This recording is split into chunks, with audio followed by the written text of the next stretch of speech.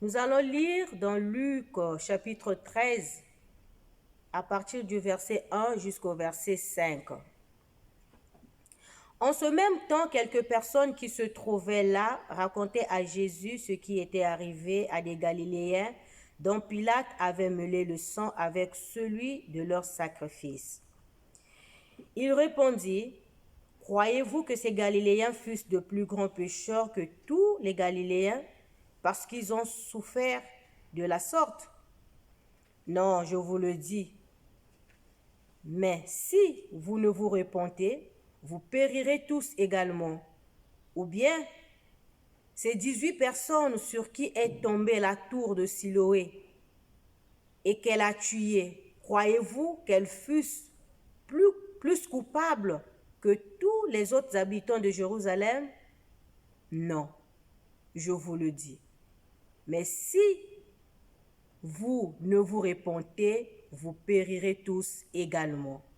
Amen. La grâce de Dieu est pour tous. La grâce de Dieu est pour tous. La révélation que nous avons dans la Bible nous montre que l'Éternel, le Dieu qui a créé ce monde, est un Dieu d'amour. Son amour n'est pas partial, son amour est impartial. La Bible nous apprend que ce Dieu est un Dieu de justice, un Dieu qui aime tous les êtres humains sans favoritisme, car il ne fait point d'acception de personne. Et sa grâce est pour tous, hommes, femmes, riches, pauvres, instruits, non instruits. Dieu accorde sa grâce à tous les êtres humains. Le texte que la capitaine nous a lu, Luc chapitre 13, les versets 1 à 5, nous parle de deux incidents, de deux catastrophes qui ont conduit à la destruction des vies humaines. Nous vivons dans un monde de catastrophes et personne ne peut l'ignorer. Nous entendons par-ci et par-là qu'il y a des inondations, des guerres, des tremblements de terre, des actes de terrorisme, des épidémies, des tsunamis, des ouragans et des incendies. La liste n'est pas exhaustive. Et dans la majorité des cas, plusieurs personnes périssent à cause de ces catastrophes. Certaines personnes pensent que ceux qui meurent par ces catastrophes ont dû le mériter d'une certaine façon et que ceux qui ont survécu sont peut-être meilleurs que ceux qui sont morts.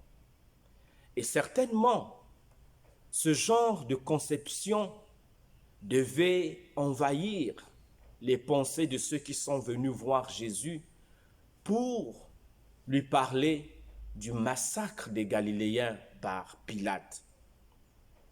Pilate avait massacré des Galiléens qui s'étaient rendus à un lieu de prière et étaient en train d'exercer certains rites religieux. Et quand Pilate les a tués, ils ont mélangé leur sang avec celui de leur sacrifice. Et les gens qui ont rapporté cette nouvelle triste à Jésus, certainement au fond d'eux se sont dit, mais si ces gens sont morts de cette manière, c'est qu'ils devaient avoir dû faire quelque chose de condamnable pour laquelle ils ont eu à mériter ce sort. Mais que pense Jésus? Quelle est la réponse que Jésus a donnée à ces gens? Jésus leur a simplement dit, croyez-vous que les Galiléens, ces Galiléens fussent de plus grands pécheurs que tous les autres Galiléens parce qu'ils ont souffert de la sorte? Non, je vous le dis, mais si vous ne vous repentez, vous périrez tous également. Il arrive souvent qu'on croit que cette personne qui a été tuée par un accident de voiture était plus grand pécheur que moi. Que cette personne qui est morte par cette maladie qui pourtant avait touché d'autres à ses côtés, mais qui ne sont pas mortes, a dû commettre quelque chose de grave. Malheureusement, ce genre de pensées sont souvent fausses et ce sont des critiques injustes et méchantes à l'égard de nos semblables. Jésus ici ne renie pas la relation qui existe entre les catastrophes et le mal qui est dans l'homme, car de telles afflictions sont la conséquence de la chute de l'homme. Nous savons que c'est à cause du péché qu'aujourd'hui le monde endure de telles situations, de telles catastrophes. Et Jésus fait aussi référence à une autre catastrophe. Il leur dit au verset 4, ou bien ces 18 personnes sur qui est tombée la tour de Siloé et qu'elle a tué. Croyez-vous qu'elles fussent plus coupables que tous les autres habitants de Jérusalem? Non, je vous le dis. Mais si vous ne vous repentez, vous périrez tous également. Oui, cette tour de Siloé qui était en construction est tombée sur 18 personnes. Et ces 18 personnes sont mortes sur le champ. Quel drame! Et là encore, qu'est-ce que les gens ont dû penser? Que peut-être que ces habitants qui sont morts, écrasés par cette tour, étaient des plus grands coupables que les autres habitants de Jérusalem. Mais Jésus dit non. Aujourd'hui encore, avec la pandémie de la COVID-19, que dirions-nous? Beaucoup sont morts. Beaucoup meurent encore aujourd'hui et peut-être d'autres mourront après. Ces gens qui meurent, qui sont morts, ont-ils été de plus grands pécheurs que nous qui sommes vivants? Ont-ils été plus coupables aux yeux de Dieu que nous qui sommes vivants aujourd'hui? Non. Le Seigneur Jésus a défié la supériorité morale de ces gens-là qui l'écoutaient. Il a voulu simplement leur dire, croyez-vous que vous êtes meilleurs que ceux qui sont morts par ces catastrophes? Croyez-vous qu'ils ont mérité ce sort? Non. Mais que fait Jésus? Jésus appelle tous ceux qui l'entendaient et aujourd'hui encore tous ceux qui sont vivants à se repentir. Car tous nous sommes exposés à de telles destructions subites. Oui, le danger de la mort guette chaque être humain vivant sur la terre. La mort n'est pas pour une certaine catégorie de personnes. La mort est pour tous. Mais la mort physique n'est pas dramatique aux yeux du Seigneur. Ce qui est dramatique, c'est la mort éternelle. Ce qui est dramatique, c'est de passer l'éternité loin de Dieu. C'est de subir le châtiment de l'enfer. Voilà ce qui est dramatique. Jésus ici nie la pensée selon laquelle que Dieu choisit certains groupes de personnes pour mourir par le moyen de certaines catastrophes. Non. Car dans ces catastrophes, il y a les bons et les méchants qui périssent. Il y a les justes et les injustes qui périssent. Jésus, dans Matthieu, montre que Dieu donne le soleil aux bons comme aux méchants. Sa bonté est pour tous et sa grâce est pour tous. Si vous ne vous repentez, vous périrez tous également.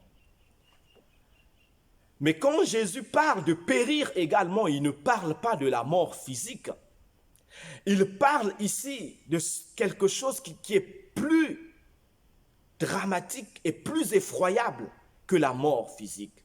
Il s'agit de la mort éternelle. Chaque être humain passera par la mort physique, mais la mort éternelle attend ceux qui ne se repentiront pas de leurs péchés. Le Seigneur Jésus veut simplement nous faire comprendre que ces catastrophes, ces calamités qui frappent les êtres humains est comme un avertissement pour tous que la mort nous attend. C'est un avertissement qui nous appelle à nous préparer pour la mort. C'est vrai qu'il y a un bon nombre de personnes qui sont mortes à cause de la Covid, à cause du terrorisme, à cause des guerres, à cause d'un séisme. Mais pour vous, pour nous qui sommes restés vivants, la différence c'est quoi? C'est que la grâce de Dieu est encore là. La grâce de Dieu est pour nous. La grâce de Dieu nous interpelle. La grâce de Dieu nous appelle à nous préparer à la mort, mais aussi à nous préparer à l'éternité. L'apôtre Paul, dans Romains chapitre 2, nous interpelle par des propos qui nous sont on ne peut plus clairs. Je veux pouvoir lire ce passage avec vous, Romains chapitre 2, les versets 1 à 6. Écoutez ce que dit ce grand homme de Dieu. Ô homme, qui que tu sois, toi qui juges, tu es donc inexcusable, car en jugeant les autres, tu te condamnes toi-même, puisque toi qui juges, tu fais les mêmes choses. Nous savons en effet que le jugement de Dieu contre ceux qui commettent de telles choses est selon la vérité. Et penses-tu aux hommes qui jugent ceux qui commettent de telles choses et qui les fait que tu échapperas au jugement de Dieu? Ou méprises-tu les richesses de sa bonté, de sa patience et de sa longanimité, ne reconnaissant pas que la bonté de Dieu te pousse à la repentance? Mais par ton endurcissement et par ton cœur impénitent, tu t'amasses un trésor de colère pour le jour de la colère et de la manifestation du juste jugement de Dieu, qui rendra à chacun selon ses œuvres.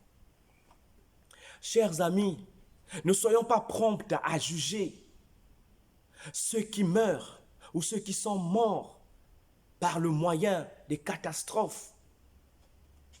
Mais soyons prompts à nous juger nous-mêmes, à nous examiner. La question que chacun doit se poser aujourd'hui, suis-je pur aux yeux du Seigneur?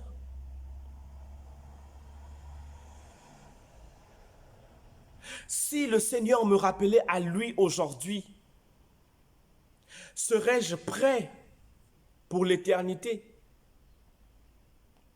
Entrerai-je dans sa gloire? Ou vais-je partager le sort des méchants, le sort des impies? Aujourd'hui, nous portons des jugements contre certaines personnes à cause de leurs actes. Mais la Bible dit que parfois, nous sommes plus coupables qu'eux. Parce que nous connaissons la vérité, nous connaissons ce que Dieu nous a révélé dans sa parole. Mais nous avons quand même des méchantes pensées. Nous avons quand même dans notre cœur de l'hypocrisie, de la rancune, de l'amertume, de la haine contre nos frères, contre nos sœurs. Nous cultivons des pensées de jalousie, de convoitise, d'envie contre nos frères et sœurs. Et nous pensons que nous sommes meilleurs que ceux qui commettent certains actes répréhensibles. Nous paraissons peut-être irréprochables au dehors, mais lorsque nous sondons notre cœur, quand Dieu voit notre cœur, qu'y a-t-il dans notre cœur? Savez-vous que aux yeux de Dieu, on ne pêche pas que par les actes, mais on pêche aussi par l'absence d'actes. L'apôtre Jacques a dit dans son épître au chapitre 4, le verset 17, « Celui qui sait faire le bien et ne le fait pas se rend coupable de péché. »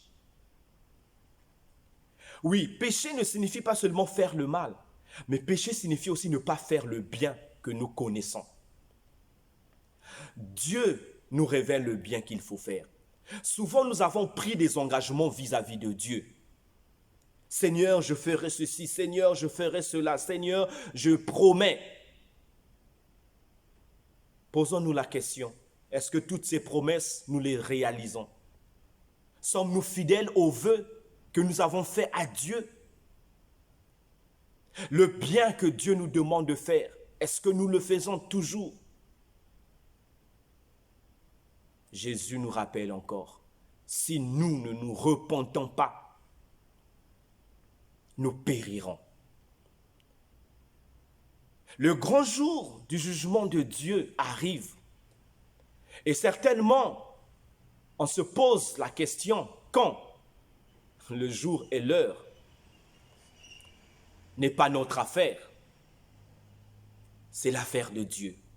L'apôtre Pierre a dit dans sa deuxième épître, au chapitre 3, à partir du verset 8 jusqu'au verset 9, « Mais il est une chose bien-aimée que vous ne devez pas ignorer, c'est que devant le Seigneur, un jour est comme 1000 ans, et 1000 ans sont comme un jour.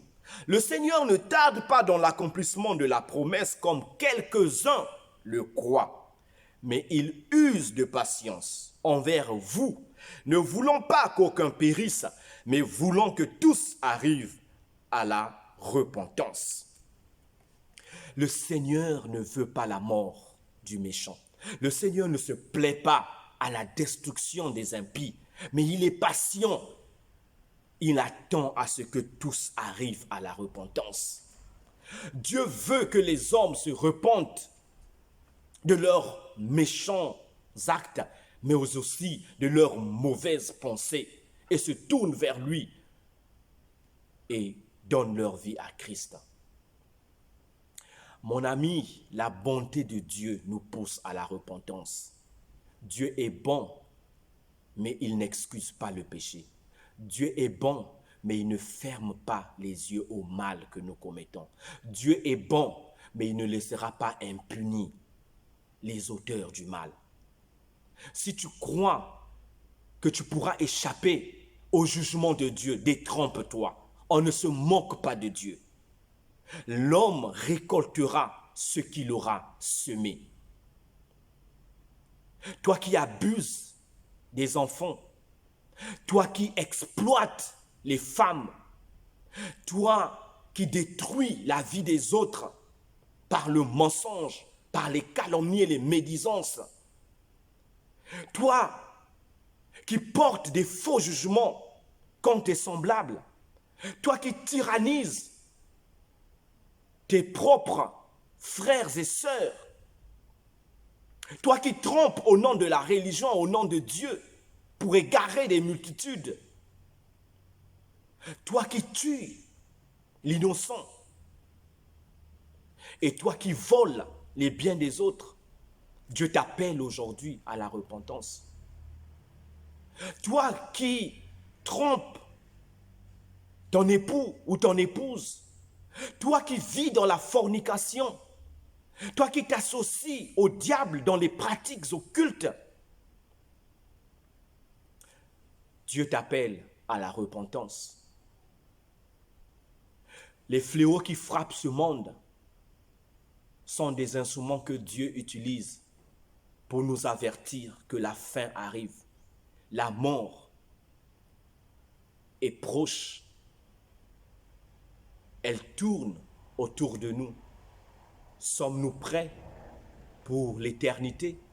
Sommes-nous prêts pour le grand jour du jugement? Le Seigneur le répète encore aujourd'hui. Si vous ne vous repentez, à moins que vous ne vous repentiez de vos mauvaises œuvres, vous périrez tous également. Aujourd'hui, nous dit l'auteur de l'épître aux Hébreux, aujourd'hui, si vous entendez sa voix, la voix du Seigneur, n'endurcissez pas vos cœurs.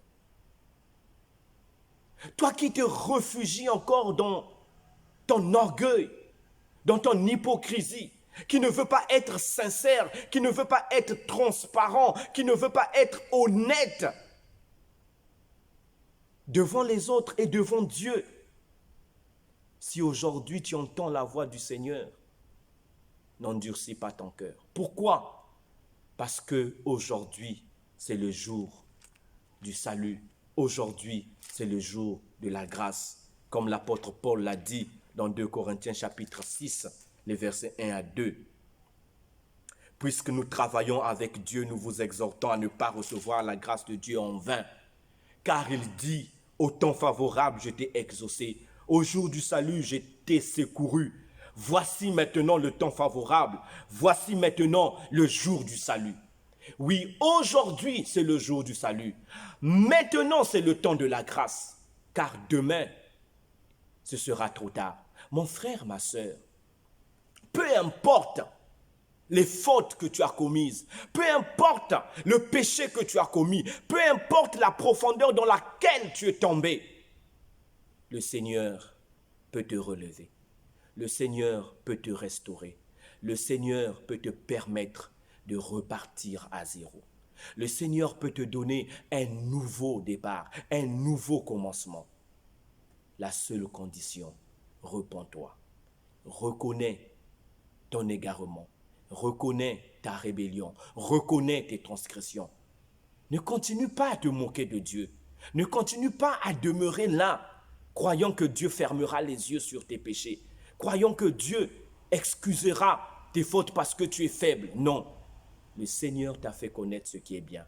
Et le Seigneur encore aujourd'hui parle à ton cœur au moyen de ce qui se passe dans ce monde. Es-tu prêt à affronter le grand jour du jugement de l'Éternel? Prépare-toi à la rencontre de ton Dieu, nous dit la parole du Seigneur. Prépare-toi à rencontrer ton Dieu. Veux-tu le rencontrer comme ton juge? Mais si tu rencontres le Seigneur comme ton juge, tu n'auras pas de défenseur. Ce serait mieux de le rencontrer comme ton sauveur. Et si tu veux le rencontrer comme ton sauveur, alors dépouille-toi de ce vêtement de péché, de ce fardeau inutile. Tourne-toi vers le Seigneur. Et en toute humilité, reconnais tes péchés, confesse-les et abandonne-les. Car les temps sont difficiles. La fin est proche. Choisis la vie. Choisis, saisis la grâce de Dieu. Elle est pour toi, elle est pour moi, elle est pour tous. Le refrain de l'un des cantiques salutistes, publié bien haut la grande nouvelle, nous dit le salut pour tous, le salut par grâce.